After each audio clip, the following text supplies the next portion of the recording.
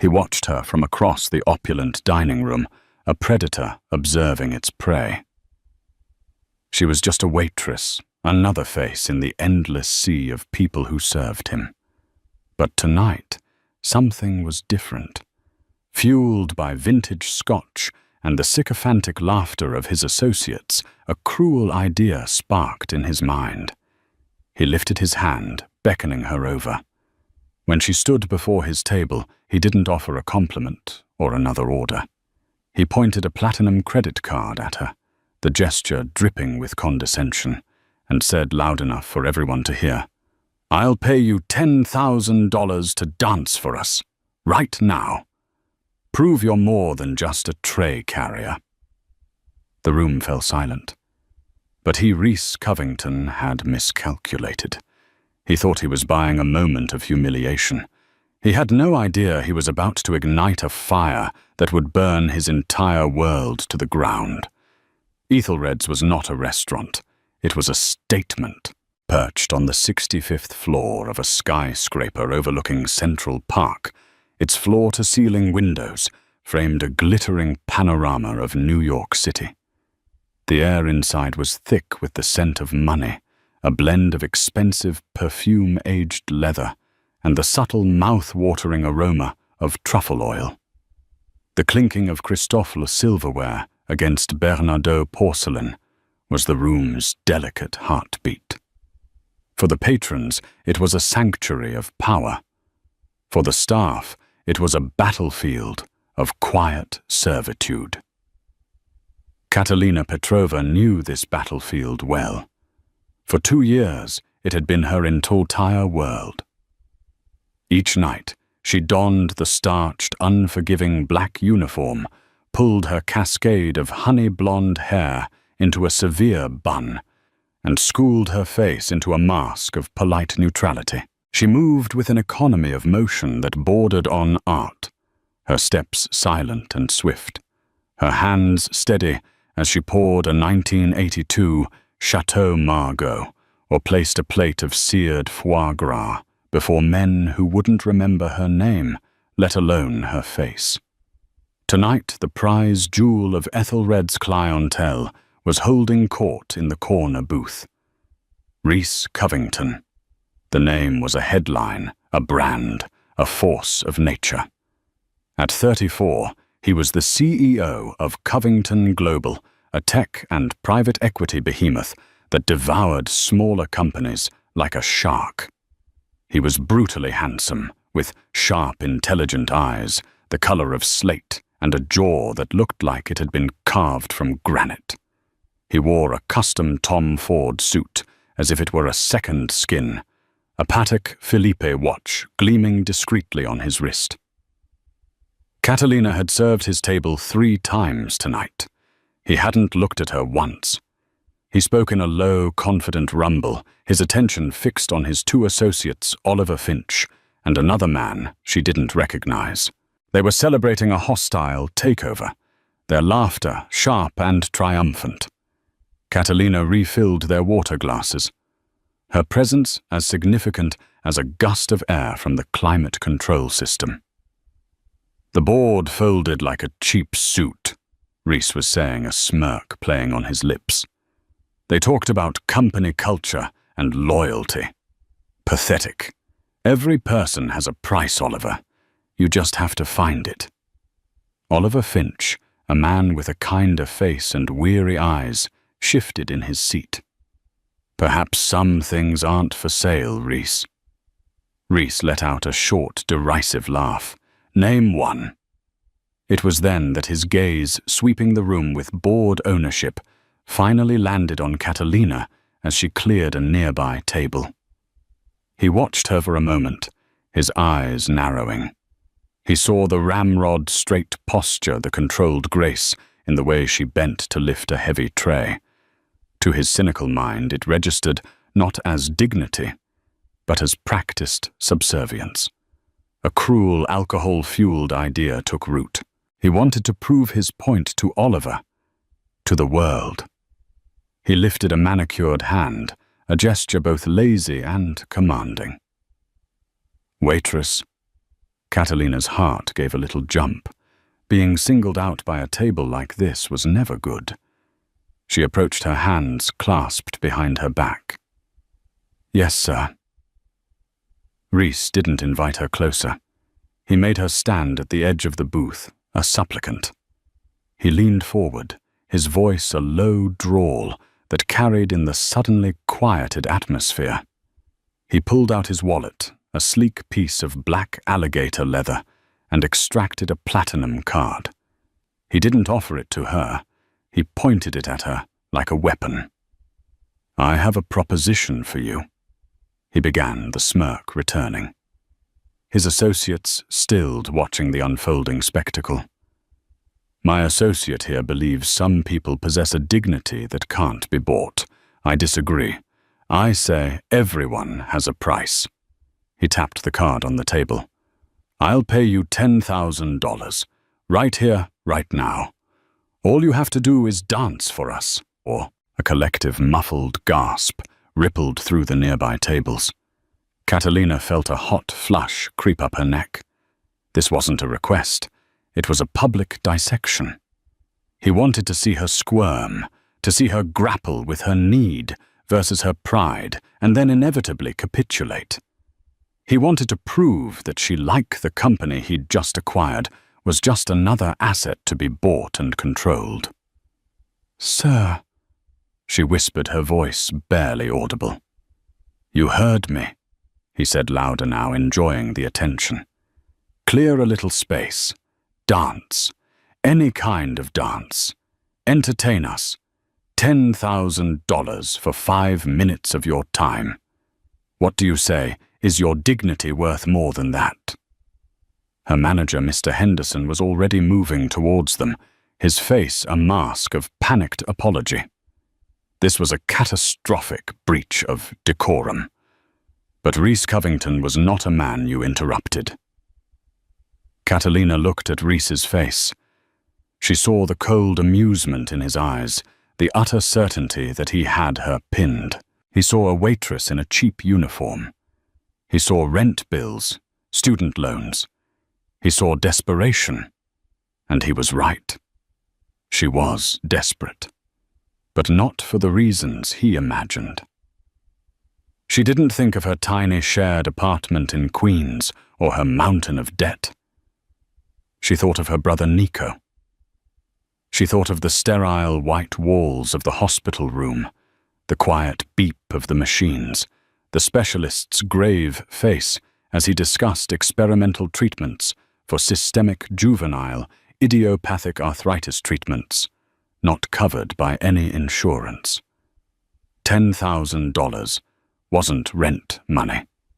It was a single dose of medication. It was 2 months of physical therapy. It was a sliver of hope. Her pride, the shield she had carried for years, felt paper thin.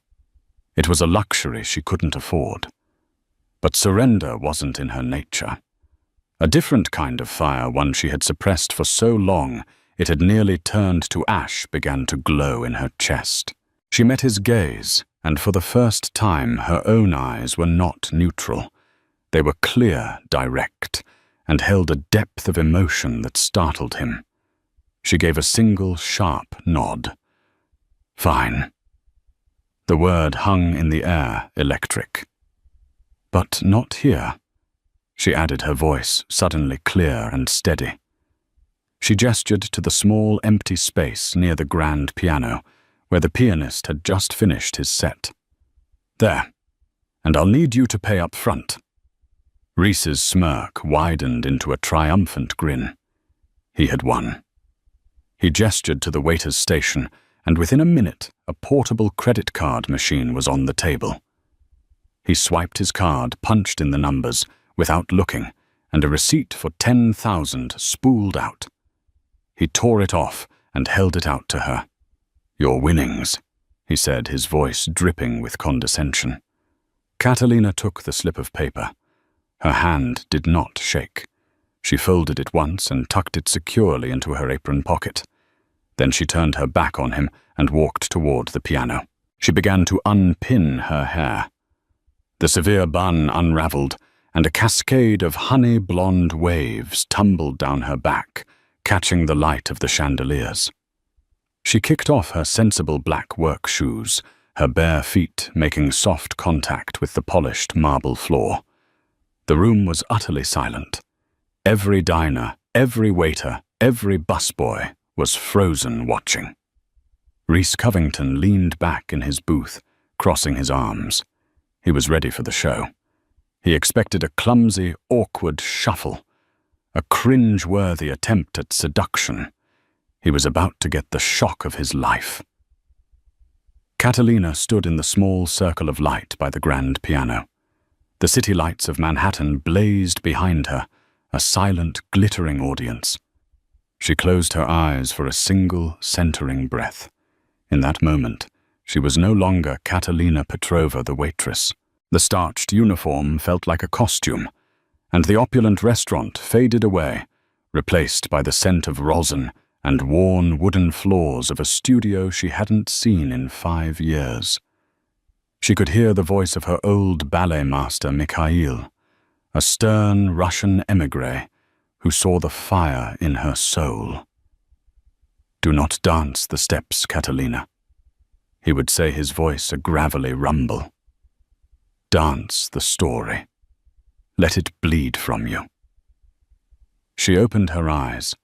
The story tonight was one of fury and grief. She began without music. The first movement was slow, almost hesitant. She raised her arms not in a graceful arc, but as if pushing against an immense weight. Her fingers trembled, then curled into fists. Her body contracted a silent scream of frustration that was so palpable, a woman at a nearby table put a hand to her own throat. Rhys Covington's smirk faltered. This wasn't the awkward flailing he'd anticipated.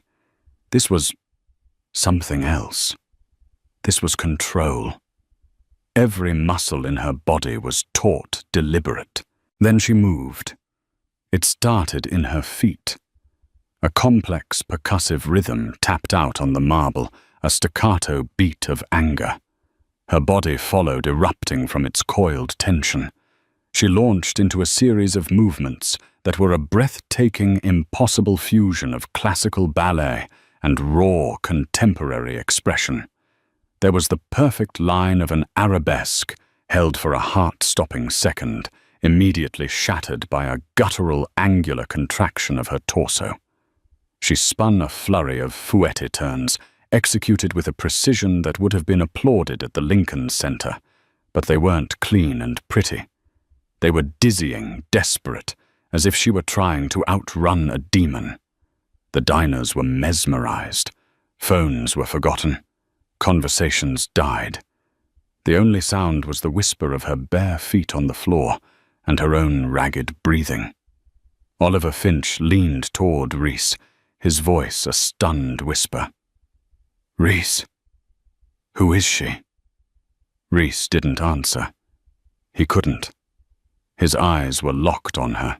He, a man who curated his life with priceless art, who could distinguish a Monet from a Manet, at 20 paces recognized the language she was speaking. It was the language of true artistry, of a talent so profound it was almost violent. He felt a strange, unsettling feeling in his chest, the feeling of being utterly, catastrophically wrong. Catalina was lost in the dance. It was a torrent of everything she had suppressed for 5 years. The grief for her parents lost in a car crash that had also shattered her brother's body. The rage at the universe for stealing her dream, forcing her to trade her point shoes for a serving tray. The fierce, desperate love for Nico that fueled every grueling shift, every sacrifice. She danced the pain of watching her own muscles atrophy while her brother fought to regain the use of his. She danced the humiliation of begging doctors for payment plans. She danced the despair of lonely nights, wondering if this was all her life would ever be. Her movements were sharp, precise, filled with a sorrow that was achingly beautiful. A grand jeté was not a leap of joy, but a frantic, desperate reach for something just out of grasp. Her arms, which had carried trays of champagne, now carved through the air, telling a story of loss and resilience. For the finale, she slowed. She sank to the floor, her body folding in on itself until she was a crumpled heap on the marble. Her shoulders shook with silent sobs. It wasn't acting. In that moment, the weight of it all came crashing down. Then slowly, painfully, she rose. One vertebra at a time, she unfurled her head, the last thing to lift. She stood tall, her back ramrod straight once more. Her face was tear-streaked, but her eyes blazed with defiance. It was a declaration. "You have not broken me." She held the final pose, chest heaving, her gaze sweeping over the stunned room until it landed directly on Rhys Covington. The silence that followed was deafening. It stretched for 10-15 seconds. It was broken by a single person. Oliver Finch, his face etched with awe, began to clap. Hesitantly at first, then with conviction. He rose to his feet. One by one, others joined him. The quiet applause grew into a thunderous, sustained, standing ovation. The patrons of Ethelred's billionaires and socialites were on their feet applauding a waitress. Rhys remained seated frozen. The applause was like white noise in his ears. He felt as though he'd been punched in the gut. He had intended to buy a spectacle of humiliation. Instead, he had paid to witness a masterpiece of raw, untamed genius. He had treated a Stradivarius like a cheap fiddle. The arrogance drained out of him, replaced by a cold, hollow shame. Catalina ignored the applause. Her eyes, still locked on Rhys, were filled with a cold, righteous fury. She held his gaze for a long moment, letting him see the full extent of his misjudgment. Then she turned, walked calmly to where she had left her shoes, and slipped them on. She wiped the tears from her face with the back of her hand, a gesture of such raw humanity, it made Rhys flinch. Without a word to anyone, without even a glance at her furious yet dumbfounded manager, she walked straight past the maitre d', through the heavy glass doors of Ethelred's, and out into the hallway, leaving a room full of applause and one utterly shattered billionaire in her wake. The receipt for $10,000 was still tucked in her apron. She hadn't earned it. She had taken it as compensation for damages. The next morning, Rhys Covington woke to a world that was subtly, yet irrevocably, altered. Usually, his mornings were a seamless ritual of efficiency, a 5 a.m. workout with his personal trainer, a glance at the pre-market reports from Asia, and a breakfast of black coffee and dry toast, while his personal assistant, a ruthlessly competent woman named Missoul, Davies briefed him on the day's schedule. But today he couldn't focus. The image of the waitress Catalina, he'd learned her name was from a panicked Mr. Henderson, was seared into his mind. Her dance played on a loop behind his eyes, the fury, the grace, the profound, gut-wrenching sorrow. It had been more honest and real than anything he had experienced in years.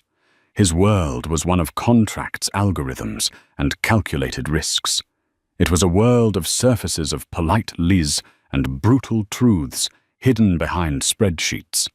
Last night, she had ripped all of that away and shown him something elemental, and he had tried to buy it for $10,000. The thought made his stomach churn with a feeling he wasn't accustomed to self-loathing. "Sir," Ms. Davies said, her voice cutting through his thoughts. "The board meeting for the Sterling acquisition is at 9. You have a preliminary call with the legal team in 20 minutes. Cancel it," Rhys said, his voice flat. "Miss Wars." Davies blinked. Rhys Covington did not cancel. "Sir." "You heard me. Cancel the morning, all of it." He stood up, pacing his minimalist penthouse apartment, the city sprawling beneath him. I have a new priority. I want you to find someone for me. Of course, Mr. Covington. Name? Catalina Petrova. She was a waitress at Ethelred's. As of last night, I believe she is formally employed. Understood. Shall I have a non-disclosure agreement drafted? A severance package? Ms. Davies assumed he was doing damage control, paying for silence. No, Reese said sharply. No agreements, no money. I want to know who she is. Everything. Employment history, education, family. Everything. Use whatever resources you need. Private investigators, data, analysts, I don't care. Be discreet. Yes, sir, she said, her professional mask hiding her surprise. For the rest of the day, Reese was a ghost in his own life. He sat in his office, the chrome and glass reflecting a man he barely recognized. He stared at a priceless Jackson Pollock on his wall, a chaotic masterpiece of drips and splatters, and for the first time, it looked like a cheap imitation of the emotion Catalina had painted in the air with her body. Meanwhile, the story had already begun to leak. Not from the patrons, their circle was too small and too concerned with appearances, but from the staff. By noon, a grainy cell phone video shot by a busboy hiding behind a service station had surfaced online. It was titled "Billionaire Dares Waitress to Dance. You won't believe what happens next." The video went viral. By mid-afternoon, it had 1 million views. By evening, 10 million. News outlets picked it up. Waitress Dance was trending. The internet, with its insatiable appetite for David and Goliath stories, had found its new heroine. They called her the Angel of Ethelred's, the firebird in an apron. Speculation was rampant. Was she a Juilliard dropout, a former Broadway star, a Russian ballerina who had fled her past? For Catalina, the viral fame was a terrifying, suffocating nightmare. She had gone straight from the restaurant to her brother's bedside at the hospital, sitting with him until the morning nurses arrived. When she finally got back to her cramped apartment, her roommate Jenna was waiting. Her eyes wide, holding up her phone. "Kat, you need to see this," Jenna said, her voice trembling with excitement and fear. Catalina watched the blurry video, her stomach twisting into a knot. She saw herself a stranger on a screen, her face contorted in a mask of pain and fury. The comments were a blur of praise and pity. They saw her as an inspiration. She just felt exposed, violated. The one thing that had been truly hers, her dance, her story, was now a piece of public consumption, just as Reese Covington had intended. "I have to disappear," Catalina said, her voice shaking. She unplugged her Wi-Fi router and turned off her phone. "He can't find me." "Who the billionaire?" Jenna asked. "Kat, what he did was monstrous, but look at this. People are offering you scholarships contracts." A scout from the American Ballet Theatre left a comment. "It's charity, Jenna. It's pity because some rich monster threw money at a poor girl. That's not how I want to go back. It's not about the art anymore. It's about the spectacle." She paced their small living room, feeling like a cornered animal. The $10,000, which she had already transferred to the hospital's billing department, felt like dirty money. It was the price of her privacy. The next 2 days were a siege. Reporters began showing up at her apartment building. She had to sneak out the back to visit Nico. At the hospital, she wore a hoodie and sunglasses, her head down, praying no one would recognize her. The newfound attention was a spotlight, but it felt less like a stage light and more like the beam of a prison watchtower. On the 3rd day, Ms. Davies walked into Reese's office and placed a slim file on his desk. "Catalina Petrova," she announced. Reese opened it, his heart pounding with an unfamiliar anxiety. The report was concise, compiled by the best investigators his money could buy. It was a life story, condensed into bullet points. Catalina Petrova, age 24. Parents Andrei and Elena Petrova. Former principal dancers with the Kyiv City Ballet. Immigrated to the US in 1999. Deceased. Motor vehicle accident. 5 years ago. Education admitted to the Joffrey Ballet School on a full scholarship at age 16. Considered a prodigy. Dropped out at age 19. Reason for withdrawal. The same accident that killed her parents left her younger brother, Nico Petrova, age 14 at the time, with severe lifelong injuries, became his legal guardian. Sibling, Nico Petrova, age 19. Currently admitted to St. Damian's Hospital for Children. Diagnosis: systemic juvenile idiopathic arthritis, severe and aggressive form. Multiple surgeries, requires ongoing expensive experimental biologic therapy. Employment history. A string of menial jobs for 5 years. Waitress, barista, coat, check, girl. All cash-based where possible to avoid wage garnishment from medical debt. Financials. In excess of $400,000 in medical debt. No significant assets. Reese read the report 3 times. The cold, hard facts painted a picture far more devastating than any dance. A prodigy who had sacrificed her entire future for her brother. She wasn't dancing for pride or for his dirty money. She was dancing for a life, for her brother's life. The shame he had felt before was nothing compared to the wave of revulsion that washed over him now. He hadn't just been arrogant, he had been cruel. He had taken a woman's unimaginable pain and turned it into a floor show for his own amusement. He closed the file. His usual decisiveness. His killer instinct was gone. He didn't know what to do. Sending money would be an insult, a confirmation of her worst fears about him. An apology felt laughably inadequate, but doing nothing was impossible. "Cancel the rest of my week," he said to Ms. Davies, his voice hoarse, "and get me everything there is to know about St. Damian's Hospital and this experimental therapy." He was no longer just searching for a woman. He was searching for a way to reckon with the man he had become. Finding Catalina's apartment was easy for a man with Reese's resources. Approaching it was one of the hardest things he had ever done. He swapped his tailored suit for dark jeans and a simple grey cashmere sweater, trying to appear less like a corporate raider and more like a human being. He drove himself, leaving his chauffeur and his Bentley behind, and parked his unremarkable black Audi down the street from her walk-up in Astoria, Queens. The building was old.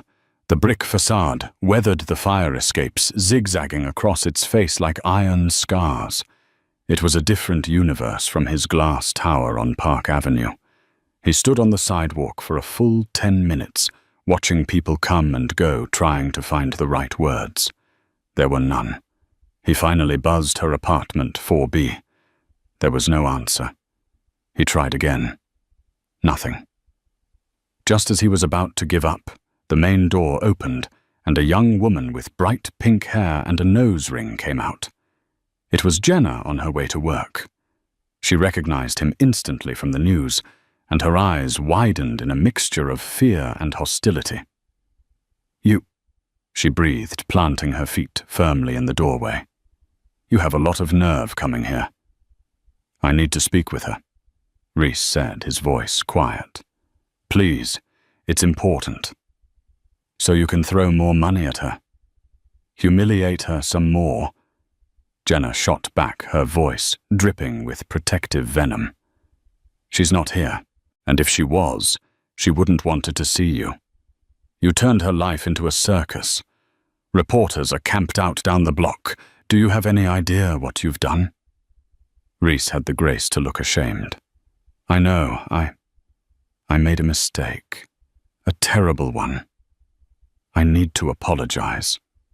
"An apology isn't going to fix this," Jenna said, but his visible contrition had softened her stance slightly. She sighed a puff of frustrated air. "Look, she's not here. She's probably at the hospital, St. Damian's, with her brother. Now please just leave her alone." She pushed past him and hurried down the street. Reese stood there for a moment, the name of the hospital echoing in his head. It confirmed the file. He got back in his car, his resolve hardening. He wouldn't ambush her at a hospital. That was a sacred space.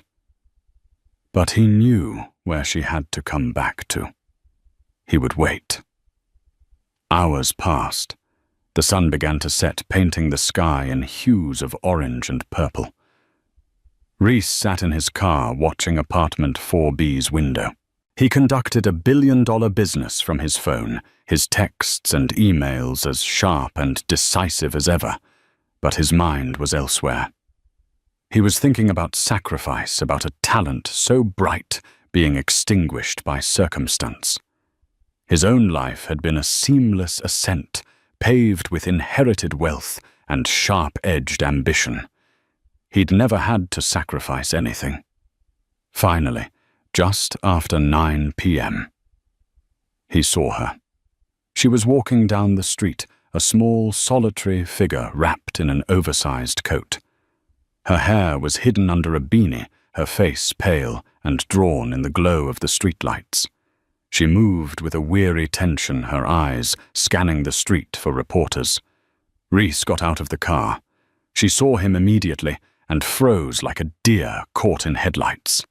Her hand flew to her coat pocket, clutching her keys like a weapon. Every ounce of exhaustion in her body was instantly replaced by rigid hostility. "What are you doing here?" she asked, her voice cold and flat. "Miss Petrova, Catalina." He began taking a cautious step forward. She took a step back. "I came to apologize." "You came to my home," she corrected him, her voice trembling with barely suppressed rage. "You had me investigated. Don't insult my intelligence on top of everything else." Reese stopped. "Yes, I did. I needed to understand." "Understand what?" She shot back, her voice rising. "That people like me aren't props for your amusement. That our lives are more than a line item on a balance sheet." "Did your investigators tell you that Mr. Covington—" "They told me you were a prodigy," he said softly. "They told me what you gave up for your brother." The mention of her brother made her flinch, as if he'd struck her. "You will not speak about my brother. You have no right." "I know," he said, and the sincerity in his voice was undeniable. "What I did, it was inexcusable. It was arrogant and cruel, and I will regret it for the rest of my life. The world sees the video, the dance. They don't see the context. I do. And I am profoundly sorry." Catalina stared at him, her chest tight. She had expected blustering excuses, another offer of money. She had not expected this quiet, soul-deep shame. It disarmed her. But the anger was still there, a shield against the man who had laid her soul bare for the world to see. "Your apology doesn't make the reporters go away," she said, her voice brittle. "It doesn't give me back my privacy. It doesn't change the fact that people now look at me with pity." "I want to help," Reese said, stumbling back into his default mode. "The foundation I run, we could create a grant, a full scholarship to any dance conservatory you choose. We can cover all of Nico's medical expenses, all of them. Just name your price. I'll make this right." It was the worst possible thing he could have said.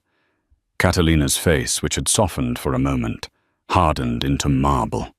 A bitter, mirthless laugh escaped her lips. "Name my price." She repeated the words, dripping with scorn. "You still don't get it. You still think this is a transaction.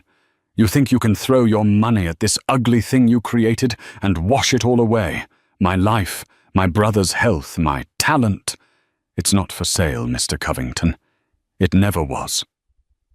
She took a deep breath, her eyes glittering with unshed tears of pure fury. "The $10,000 you paid me, I gave it to the hospital. It bought Nico 2 weeks. That is the only transaction you and I will ever have. Thank you for that. And now I want you to leave.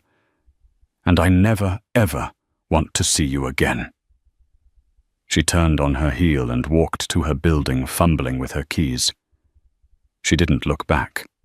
Reese stood on the sidewalk, the cold night air biting at his skin. He felt as though she had reached into his chest and squeezed his heart. "It's not for sale." The words echoed in his mind, a final damning judgment. He had come here to fix a problem the way he always did, with money, power, and influence. And he had failed, spectacularly. He had thought the dance was her story. He was wrong. The dance was just the prologue. Her real story was one of integrity. And he had just discovered that it was the one currency he didn't possess and couldn't buy. As he walked back to his car, he knew that a simple apology and a blank check wouldn't be enough. To make this right, he would have to change the very rules of the game he thought he had mastered. Reese Covington did not become a billionaire by accepting defeat. Catalina's rejection, as cutting and absolute as it was, didn't deter him. It redefined the objective. The problem wasn't a financial one to be solved, but a moral one to be reconciled. He returned to his world of glass and steel, not with a sense of failure, but with a new singular purpose. His first call was not to his lawyers or bankers, but to Dr. Anjali Sharma, the head of pediatric rheumatology at St. Damian's Hospital. He made the call himself, bypassing Ms. Davies. He introduced himself, and after a moment of stunned silence on the other end of the line, he got straight to the point. "I've been made aware of your work with experimental biologic therapies for SJIA." Reese stated, his tone devoid of its usual arrogance, replaced by a focused intensity. Specifically, for a patient named Nico Petrova. Dr. Sharma was cautious. "Patient information is confidential, Mr. Covington." "I'm not asking for information. I'm offering to provide fundings," Reese clarified. "I want to underwrite the entire research program. New equipment, more staff, full funding for clinical trials for the next 5 years. And I want to create a patient access fund to cover the costs for any family that cannot afford treatment, starting with the Petrovas. Anonymously. My name is not to be associated with it in any way. A corporate donation from a Covington Global subsidiary. That's it." The silence on the other end of the line was profound. Dr. Sharma, who spent half her time fighting for grants and begging for donations, was speechless. The sum Reese was proposing was enough to change the lives of hundreds of children. "Mr. Covington, I don't know what to say. This would be transformative." "Just say you'll accept it," Reese said, "and that Nico Petrova will receive the best care on the planet, cost being no object, effective immediately." "Yes," Dr. Sharma breathed. "Of course, yes."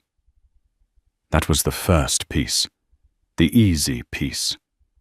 The second was more complex. Catalina had rejected his money because it was a handout, a transactional apology. He needed to create an opportunity, not charity. He needed to build a stage, not a gilded cage. He spent the next week in a whirlwind of activity. He leveraged his network not for financial gain, but for artistic consultation. He met with the directors of the American Ballet Theatre, the board of the Juilliard School, and choreographers whose names were legends. He wasn't buying talent. He was learning about the world that had been stolen from Catalina. He learned about the brutal toll that dance takes on the body, the short careers, the constant threat of injury that could end a dream in an instant. He learned about the thousands of talented young artists who were one medical bill, one family crisis away from giving it all up. An idea began to form, grand and audacious. It wasn't about one dancer. It was about all of them. Oliver Finch found him late one night in the office, surrounded by blueprints and proposals, not for a skyscraper, but for a different kind of structure. "I thought you'd be halfway to Tokyo for the Nakatomi deal," Oliver said, loosening his tie. "Postponed it," Reese replied, not looking up from a document. "Look at this." He slid a proposal across the vast mahogany desk. The title read, "The Phoenix Initiative." Oliver read it, his eyebrows climbing higher with each page. It was a proposal for a new foundation endowed with a staggering $100 million of Reese's personal fortune. Its mission was twofold. First, to provide full financial and medical support for promising young dancers and performing artists whose careers were threatened by injury or personal crisis. Second, to build a state-of-the-art performance and rehabilitation center, a place where art and healing could coexist.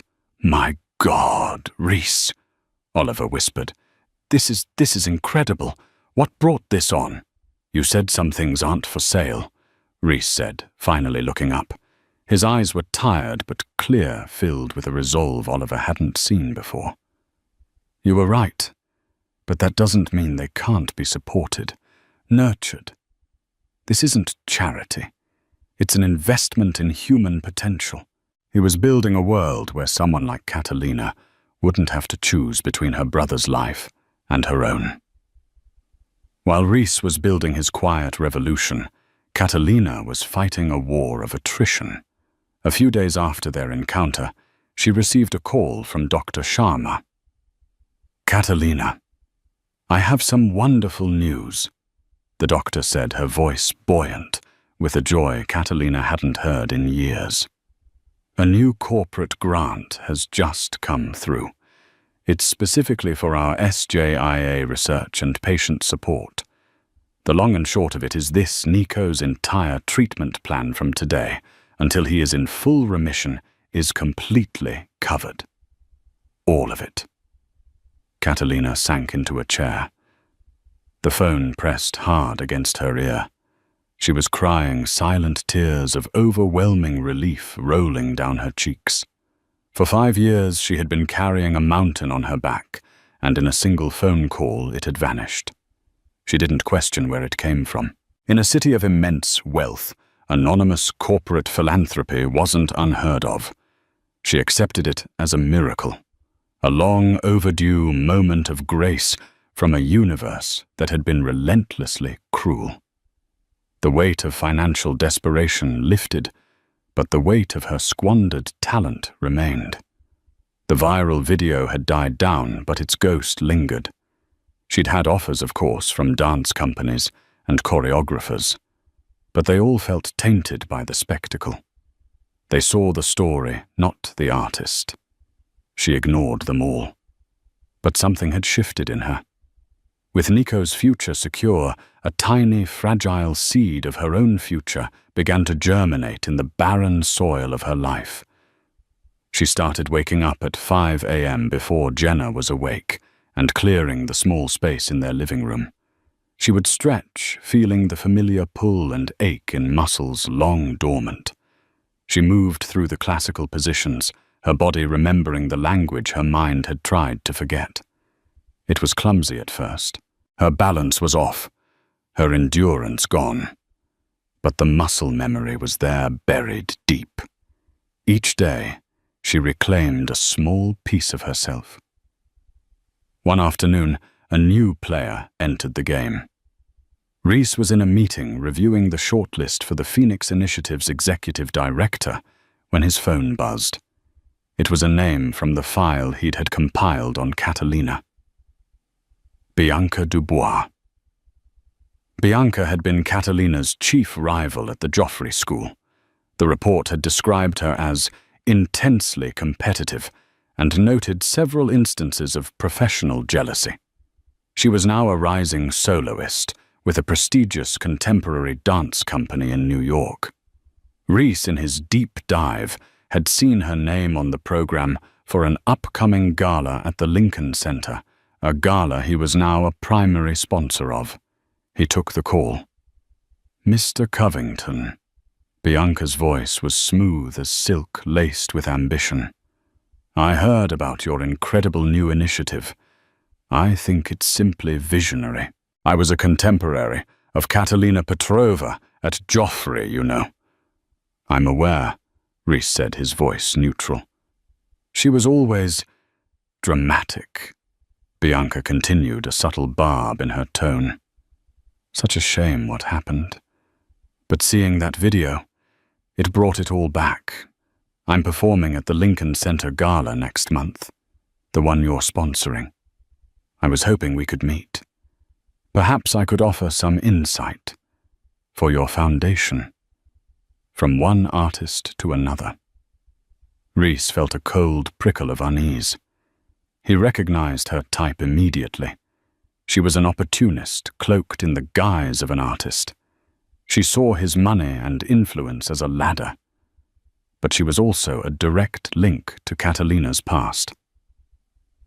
"I'll be at the gala," Reese said, his voice clipped. "We can speak then." He hung up, a sense of foreboding settling over him. He was building an arc for artists like Catalina. But he knew that for every true talent, there were sharks like Bianca Dubois, circling in the water drawn by the scent of money and opportunity. And she was on a collision course with the very person he was trying to save. The Lincoln Center Fall Gala was the glittering apex of the New York Arts and Society calendar. Reese Covington, usually a reluctant attendee at such events, was now its lead sponsor. His involvement wasn't just a name on a program. The Phoenix Initiative was being officially announced that night. It was the public unveiling of his penance. He walked through the grand lobby, a man transformed. He still wore an impeccably tailored tuxedo, but the arrogant swagger was gone, replaced by a quiet, watchful gravity. He was greeted by fawning board members and socialites, but his eyes scanned the crowd, searching for a face he knew wasn't there. He had sent a personal invitation to Catalina, delivered by a professional courier. It was simple, respectful, with a handwritten note. "This is not charity. This is a stage. It's waiting for you if you ever want it. No strings attached." She hadn't replied. He hadn't expected her to. He found Oliver by the champagne bar. "Any sign?" Reese asked. Oliver shook his head. "I didn't think she'd come, Reese. It's too much too soon. But what you've built, it's magnificent. You should be proud. It's just a building and a bank account until it helps someone," Reese replied, his gaze distant. His conversation was interrupted by a voice like honey laced with ice. "Mr. Covington, it's a pleasure to finally meet you in person." He turned to see Bianca Dubois. She was stunning, her dancer's physique draped in a backless emerald green gown. Her smile was wet and brilliant, but it didn't reach her cold, calculating eyes.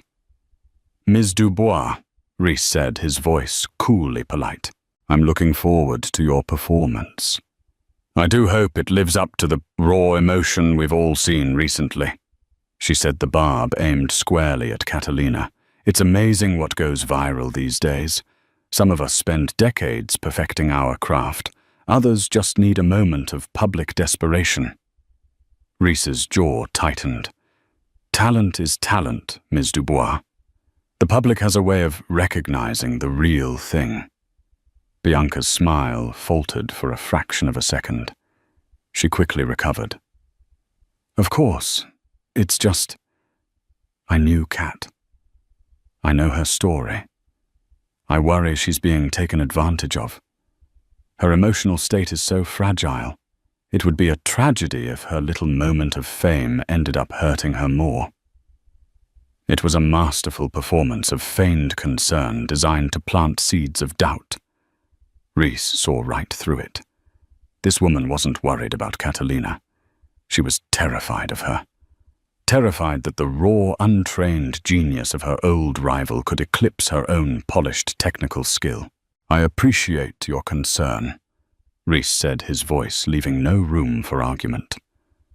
Now, if you'll excuse me, I have to speak with the director. He turned and walked away, leaving Bianca fuming behind her perfect smile. Backstage, the atmosphere was electric with controlled chaos. Dancers stretched, stagehands scurried, and the air hummed with nervous energy. Bianca stood in the wings waiting for her cue. Her piece was the highlight of the second act. But her mind wasn't on her choreography. It was on Reese Covington's dismissive tone, on the whispers about the Phoenix Initiative, on the ghost of Catalina Petrova, that seemed to haunt this entire evening. She had spent 5 years clawing her way to the top, relishing the fact that her greatest rival had vanished. Now that rival was the most talked about dancer in the world, all because of one clumsy emotional outburst in a restaurant. The injustice of it burned in her gut. Just then her phone buzzed. It was a text from a journalist she kept on a short leash, a gossip columnist at a tabloid. Anything on the mystery Waitress? The buzz is she's here tonight. An idea venomous and brilliant sparked in Bianca's mind. She typed a quick reply. Source says Covington brought her, making a scene, trying to leverage her 15 minutes of fame. She's emotionally unstable. He's taking advantage. It was a lie, but a plausible one. It painted Reese as a predator and Catalina as a pathetic, unstable victim. It cheapened her talent, reducing it to a side effect of a breakdown. It was perfect. She hit send, a cruel smile gracing her lips. The story would be online before her performance was even over. Meanwhile, across town, Catalina was not at the gala. She was in a small rented dance studio in Brooklyn, the kind with scuffed floors and mirrors that had seen better days. It was the first time she had set foot in a proper studio in 5 years. The $100 for a 2-hour rental felt like an indulgence, but one her soul desperately needed.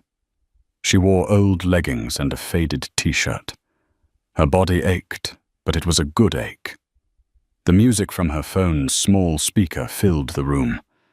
It wasn't a grand symphony, but a simple melancholic piece for cello. And she danced. She wasn't dancing for an audience or for a billionaire's dare. She was dancing for herself. She was rediscovering her own lines, testing her strength, finding her balance. The movements weren't filled with the raw rage of that night at Ethelred's. They were quieter, more questioning. It was a dance of healing, of piecing together the broken parts of herself. Reese's invitation was on the bench next to her water bottle. She had read his handwritten note 100 times. A stage. It's waiting for you. A part of her was tempted, but a bigger part was terrified. She wasn't ready to step into his world, a world that included people like Bianca Dubois. She remembered Bianca's casual cruelty, her accidental trips in the hallway, the whispers she would start in the dressing room. As she finished a combination, she checked her phone for the time. A news alert popped up on her screen. The headline made her blood run cold.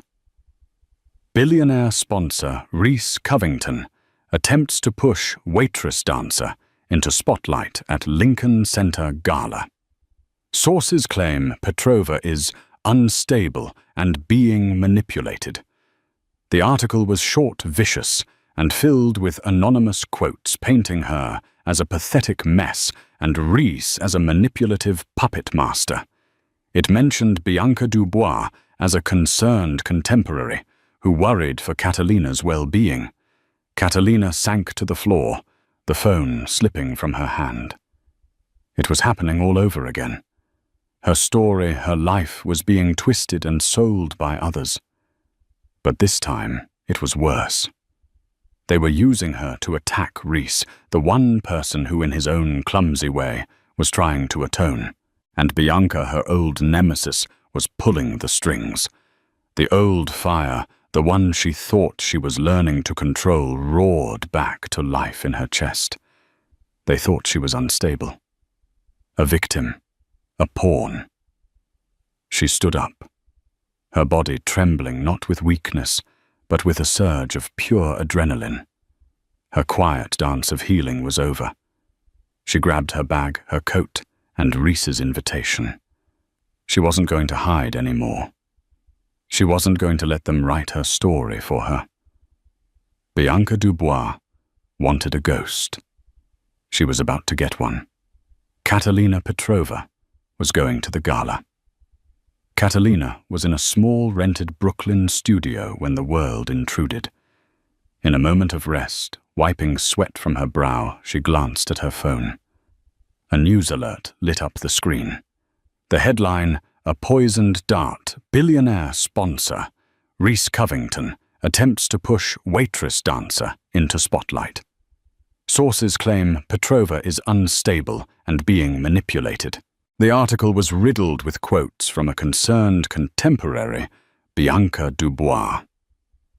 The words unstable and manipulated struck Catalina like a physical blow. Bianca's venom reached across the years, attempting to poison her comeback, twisting her art into a symptom of a breakdown. The quiet healing dance she had been practicing died in her heart, replaced by a clarifying, cold rage. They thought she was a pawn. A victim. She grabbed her coat and Rhys's crumpled invitation. She wasn't going to hide from their lies. She was going to burn them down with the truth. She arrived at the Lincoln Center, like a force of nature, her street clothes a stark rebellion against the finery of the gala. The name Catalina Petrova was all she needed to get past security and be rushed backstage where she found Rhys in the midst of a crisis meeting. He looked up, and the shock on his face was quickly replaced by awe. "I saw the article," she said, her voice devoid of fear. "It's a lie. You offered me a stage. I'm here to use it." This was not the desperate woman from his restaurant. This was a warrior. Rhys looked past her to the bewildered stage manager. "The program has changed," he commanded, his voice ringing with absolute authority. "She's on, now." In the wings, Bianca Dubois froze as the announcer's voice echoed through the theater, introducing a special performance from the Phoenix Initiative. Her name was not called. Catalina's was. The curtain rose on a bare stage. Catalina stood, center, bathed in a single spotlight. The audience murmured, recognizing the figure from the viral video. But the dance she performed was not the one they expected. Gone was the raw grief and fury. In its place was breathtaking control power and precision. Every movement was a direct, elegant refutation of Bianca's slander. An arabesque held with impossible strength declared her stability. A series of flawless, powerful turns mocked the idea she could be manipulated. She was not dancing her pain. She was demonstrating her mastery. She ended not in a crumpled heap of sorrow, but in a pose of unshakable strength, chin lifted, her gaze sweeping across the theater. The silence that followed was heavy with shock before the entire building erupted in a tidal wave of applause. It was a standing ovation, not of pity, but of profound respect for a true artist. As she walked off stage, she passed Bianca, who stood ashen-faced, a ghost at a feast. Catalina didn't even look at her. Her victory was so complete, her rival was no longer relevant. She found Rhys waiting in the shadows. The vast, complicated space between them, filled with money, shame, and power, had finally vanished. All that was left was two people who had seen each other's true character. "Thank you," she said simply, "for the stage." "Thank you," he replied, his voice filled with an emotion she now understood was respect. "For showing them all who you are." He didn't offer her a contract or a check. He offered her something more. The Phoenix Initiative needs an artistic director, someone who understands what it means to fight, someone who can build a stage for others. He held out his hand. It wasn't an offer of charity, but of partnership. She looked at his hand, then into his eyes, and saw not a billionaire, but a man who had finally learned the value of things that can't be bought. She placed her hand in his. A new dance was just beginning. The story of Catalina Petrova and Rhys Covington isn't just about a dance. It's a powerful reminder that there is a story behind every face we see, a hidden talent waiting in the most unexpected places. It shows us that true strength isn't about the money in your bank account, but the fear in your soul. Catalina's journey teaches us that even when the world tries to write your story for you, you always have the power to step onto the stage and dance your own truth. It's a testament to second chances, the humbling power of empathy, and the fact that it's never too late to right a wrong. If this story of resilience and redemption moved you, please help us share it with the world. Hit that like button to show your support. Share this video with someone who needs a reminder of their own inner strength, and don't forget to subscribe to our channel for more unforgettable stories that challenge our perspectives. What part of Catalina's journey resonated with you the most? Let us know in the comments below. Thank you for watching.